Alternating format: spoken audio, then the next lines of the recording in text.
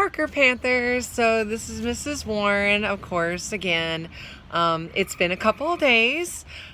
Sorry I didn't get a video done on Friday. I was having some issues with a few things, the internet, the phone, but I think I've got it all working pretty well. As you can see, I've kind of changed setting. I'm sitting outside. It's kind of loud in my house with everybody watching TV and doing different things. But since I'm outside, there's some other things you might hear, some things you might see. There's a pond behind me in the next yard, and so you might hear the frogs singing to each other. We have a lot of green lizards that like to come around, so you might see them in the background. My dog is running around back here, crying because I won't put her in my lap, so you might hear her as well. So I'm going to go ahead and I'm going to read chapter 4, and then I'm going to give you some more information about where some of your work is being posted, and I'm going to give you a writing assignment for today, as I'm going to give you one for each day that we have. All right? So I'm going to go straight into chapter 4 from Guest. Chapter 4. The next morning, Ma'am carried Guest outside and laid him on Thomas's quilt. For once he lay still and watched the clouds float by in the shape of endless flocks of fluffy sheep. Crouching behind a bush, I spied on Guest while I weeded the garden. I was sure he didn't know I was nearby. Perhaps if I waited long enough, Guest might, just might, reveal something. Surely he had secrets. Maybe he knew where the kind folk were. Maybe they talked to him and he to them. A fly landed on my nose and I brushed it away before it made me sneeze. Ants paraded across my foot, tickling my toes. Beads of sweat trickled down my back. The sun was hot and the air heavy with summer. Bees buzzed in the foxgloves as if they were trying to lull me to sleep. Guest began wailing softly. Not a cry, not a shriek, but a sad sound that rose and fell. Not quite sobs, not quite a tune. Oh, look, I can even hear the ice cream man in the background. The song drifted across the garden and over the wall. It mingled with the breeze and the rustle of leaves. It ran with the stream of rocks, with the stream over rocks. It mingled with the singing of birds and the humming of bees. Sorrowful it was and beautiful. I'd never heard anything quite like it, certainly not from Guest. The song ended as suddenly as it began. Guest turned his head toward my hiding place. His yellow eyes found me and held me fast. Silent now and sly, he looked at me as if daring me to come closer. I got to my feet and stared down at him. Where did you learn that song? He kept his gaze on me. His expression didn't change, nor did he answer. Not that I expected him to. I might as well ask the cat. I leaned over him, my face mere inches from his. I don't know what you see when you look at me like that. Do you know what I see when I look at you? His face became secretive. I see an ugly, ill-natured creature. I spat out the words as if they were poison. An imp from the devil, as ugly as Thomas was beautiful, as nasty as Thomas was sweet. A magpie in the hedgerow cocked its head at me. Its wings stirred as if the bird was ready to fly away to the kind folk. No, I must not speak harshly to Guest or harm him in any way, not while Thomas was a prisoner of the kind folk. Ma'am came to the door and looked out. Is everything all right? She asked, meaning was Guest safe? Everything is fine, I lied. At the sound of Ma'am's voice, Guest began to shriek. He kicked and waved his fist. Bending over him, Ma'am picked him up with difficulty, as if he'd grown too heavy for her. Surely you're not hungry again. His answer was to strike her with his flailing fists and tear open her dress. By that evening, Ma'am scarcely had the energy to eat her supper. Her eyes were nearly as sunken as Granny Hedgepath's, and blue shadows discolored the skin under them. Her hair, once thick and shiny, hung limp in uncombed strings around her pale face. Her dress hung on her thin body. Late that night, I wrote ma'am a letter. I have taken guest and gone to find Thomas. Do not worry. I will be safe, and I will bring Thomas home and leave guests with them that he belongs to. Please eat and rest whilst I am gone, and get strong. Love from your daughter, Molly. Quietly, I filled a canvas bag with a loaf of bread, a jug of milk, and one of water, a hunk of yellow cheese, and 6 apples. I didn't dare take more, for we didn't have much. I touched the locket hidden under my dress. Perhaps I could use it to barter with the kind folk. Like magpies and crows, they probably like shiny things. I tiptoed to the cradle. Guest lay still, but his eyes were open, shining like a cat in the dark. Expecting a struggle that would wake ma'am, I wrapped him tight in a blanket that I slung onto my back. Without so much as a whimper, he let me carry him from the cottage. The dirt road was white in the moonlight, and the foxgloves that bordered it were black. Everything else dissolved in shades of gray. The fields quilting the hillsides, the stone walls, the grass. The only sound was the cry of an owl somewhere up ahead. At the top of Cattail Hill, I turned and looked back at our cottage, so small at the foot of the hill. I never spent a night away from ma'am. Now here I was about to set out on a journey with no clear idea of where I was going, or when I'd be back, or even if I'd be back. But I trudged on, downhill and into the village. The moon silvered its thatched roofs. Windows were dark. Not a single candle shone. I felt... Oh, and there went the poster. I felt like a burglar creeping from the cottage to cottage, choosing which one to enter and rob. A dog barked on a narrow side street. A cat peered down at me from a high stone wall, eyes agleam. In one house, someone snored loudly enough for me to hear. That's about as loud as my husband snores. I paused to shift guest to a better position. He'd still not made a sound, but he tightened his grip and dug his fingernails into my shoulders. This close, I smelled his wildness and quickened my steps. The sooner I found the kind folk, the sooner I'd be rid of the creature on my back. As we neared the old stone bridge that spanned the river, I saw a horse and cart stopped in the middle. The peddler leaned against the wall and played a penny whistle. On my back, Guest shifted his position to look over my shoulder. When the peddler saw me, he smiled, but instead of greeting me, he continued to play a melancholy tune. The music seemed familiar, but I didn't know where I'd heard it, only that I had. Guest dug his feet into my back and reared up to get a better look at the peddler. Lowering the whistle, the peddler said, "Well, well, if it's not little Molly Cloverall with the traveler's baby on her back, what brings you out so late at night? Not to buy ribbons and beads and flowers, I wager. The creature won't sleep unless I walk him about in the moonlight." I was surprised at how quickly the lie fell from my mouth. It soothes him. Ah, I've known a few babies like that. He reached over my shoulder to pat Guest's head. Careful, I warned. Sometimes he bites. The old man laughed. No fear. The meanest dog in the world knows better than to bite me. I took a step to pass the peddler, but he stopped me. If I were you, I wouldn't go any farther. The crossroads lie just ahead, and beyond them is Mirkwood.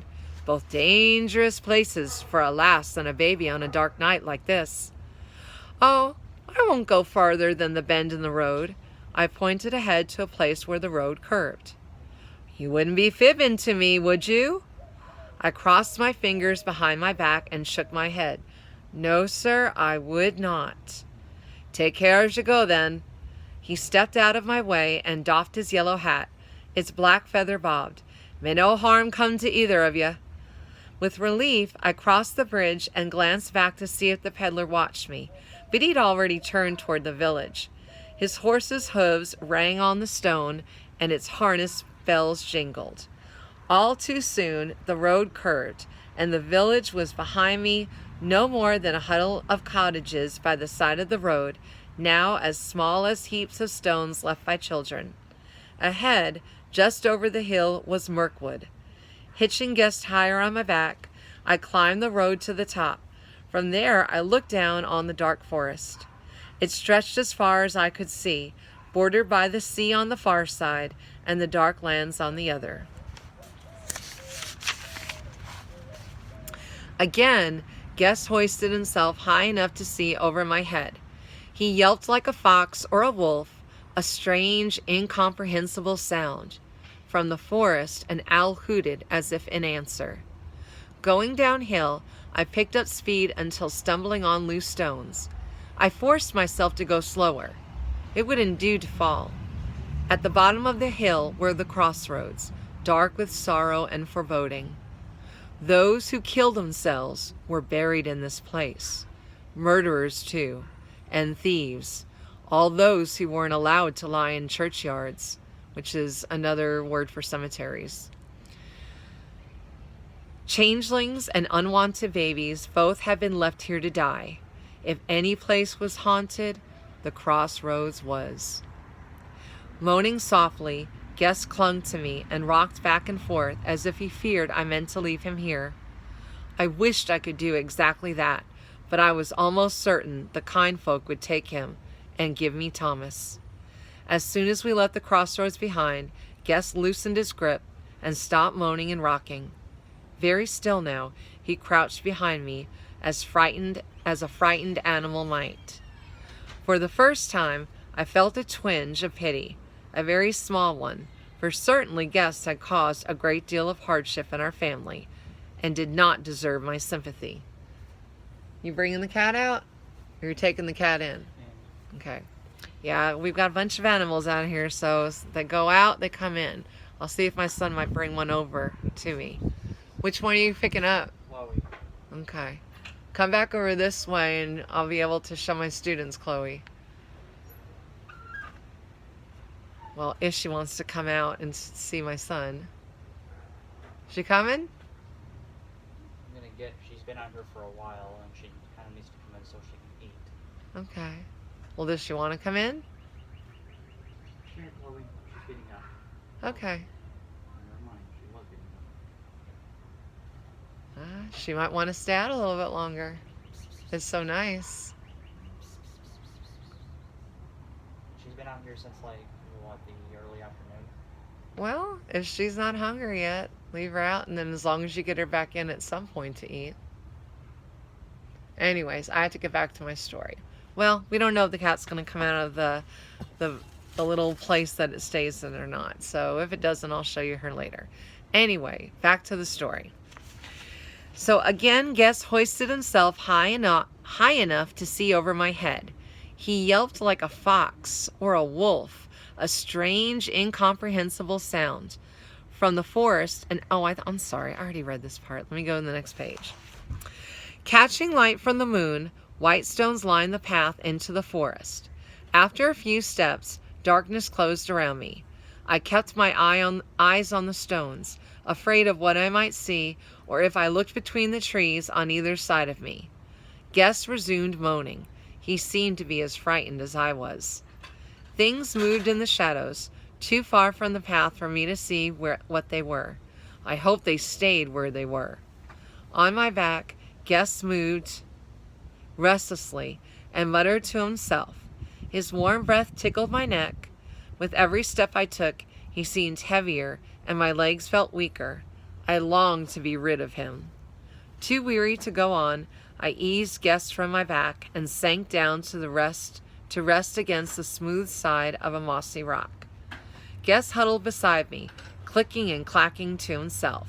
Remember, that was kind of the noises that he made instead of making regular baby noises.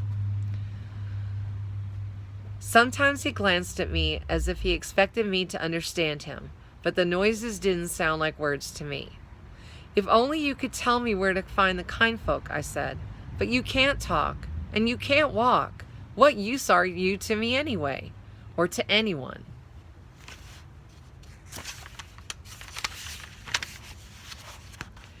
Guest hung his head and stared silently at the ground.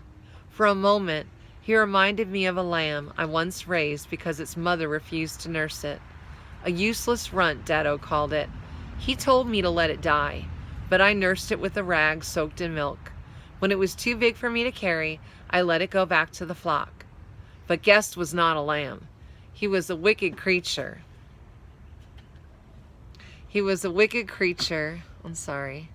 Unwanted by his mother or anyone else. He didn't deserve my pity. I squatted beside him and looked into his eyes. Do you know where we're going? Guest peered at me, wild and strange. Aw, Chloe. So this is Chloe, and she's one of the 4 inside cats.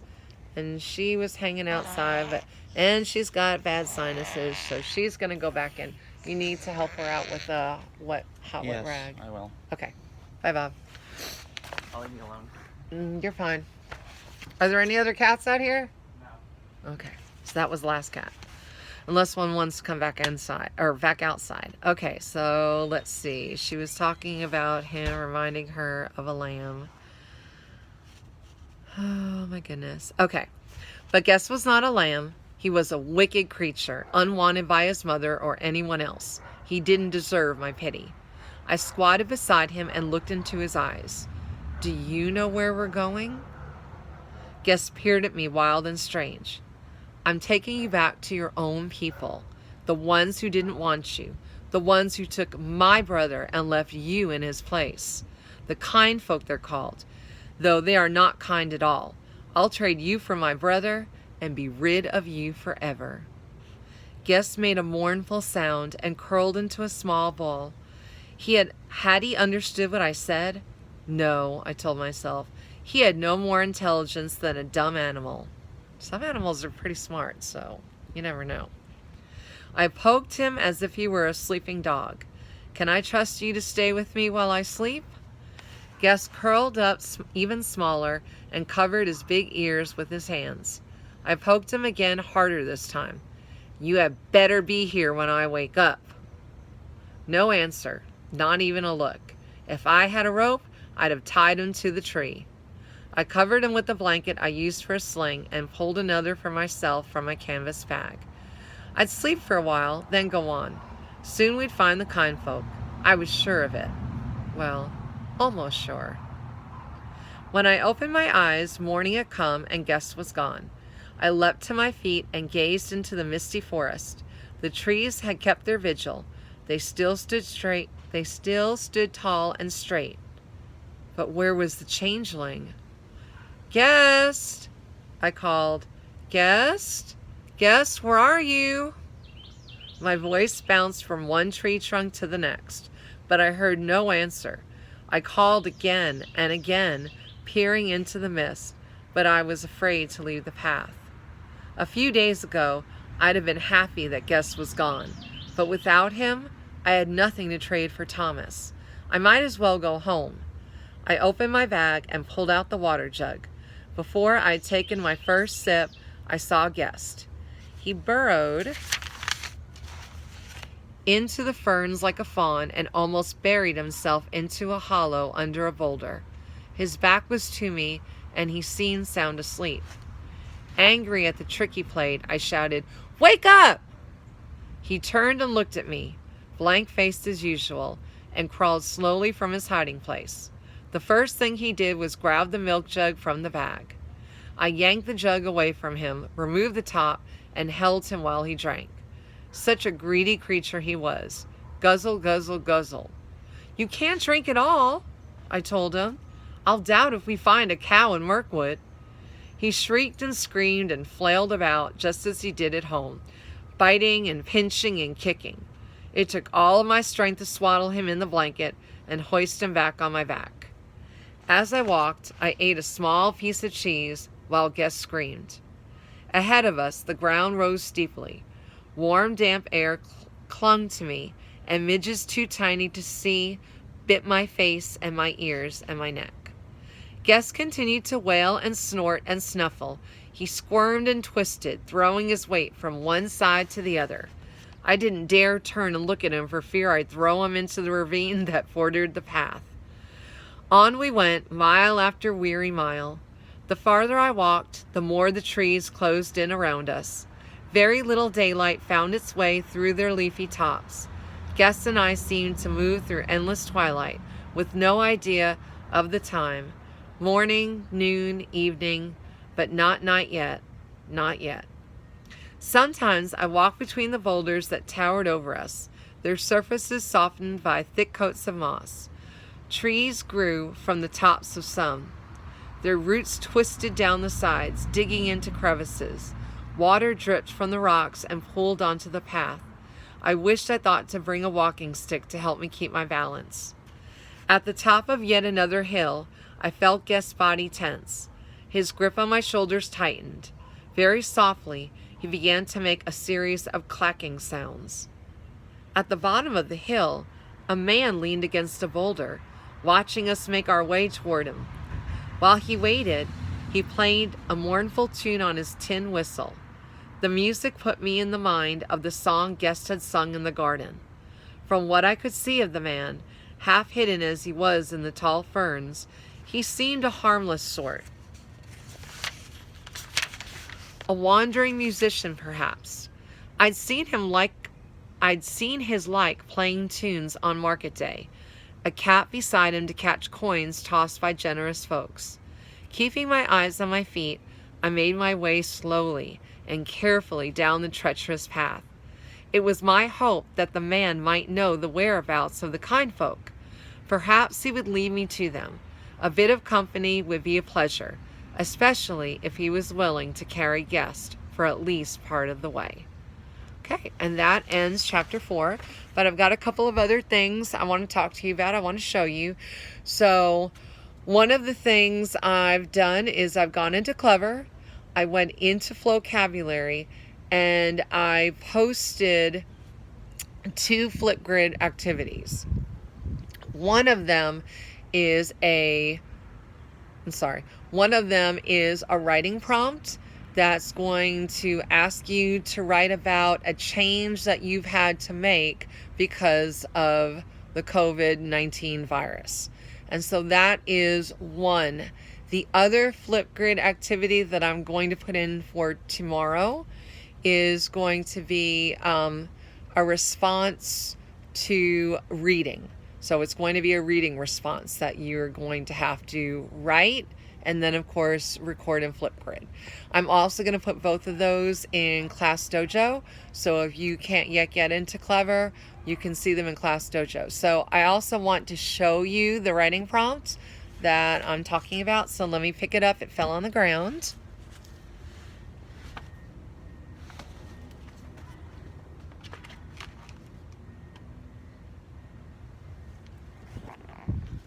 Okay, so I'm hoping you can see it. It says writing prompt for Monday, March 30th, 2020. Write about one of the changes you had to make since the COVID lockdown. And my expectation is going to be that you're going to write, I would like you to try to get a whole page, because as you know, when you record, when you have to do your Telepass recording, it needs to be for at least a minute. So I know that some students were thinking that our testing has been totally taken away. I know that the STAR test is not going to happen this year, but so far Telepass testing has not been canceled yet. They have said that the window is going to be open all the way up until the end of May. So there might be a chance that if we do go back to school this year, that you still might have to take that Telepass test. So for that reason, I'm going to make sure that I give you guys writing responses that you can write and then can record yourself in Flipgrid. If you can't get into Clever, then you can just respond with your writing into Class Dojo, if that works, at least for now. Okay? And if you have any questions for me, you can post them in Class Dojo as well. So I'm thinking I'm going to go ahead and sign out now. Oh, one other thing. If you've been ever able to go into Clever, I also assign some work into social studies. I'm also going to put this work into Schoology. I know today Schoology kind of went down. I think because everybody, not only in Aldine ISD, but in other districts in Texas, is using Schoology. So I'm going to make sure that I put that work in there for tomorrow. There's a couple of social studies assignments in BrainPop. And then I've got, like I said before, some assignments in Flipgrid. Okay. And I'm going to look about adding some more assignments as well. So places that you can look for that, if you go into the district's website, again, it will tell you how to get into Clever. It will tell you what your ID and your password is. And then once you go into Clever, you can access Flipgrid, and you can also access BrainPop, which is where I put our social studies activities. And I'll continue to put social studies, and there went the poster. I'll continue to put social studies activities in there as well. So it was really great talking to you guys, and I will talk to you again tomorrow. Take care. Miss you guys. Bye-bye.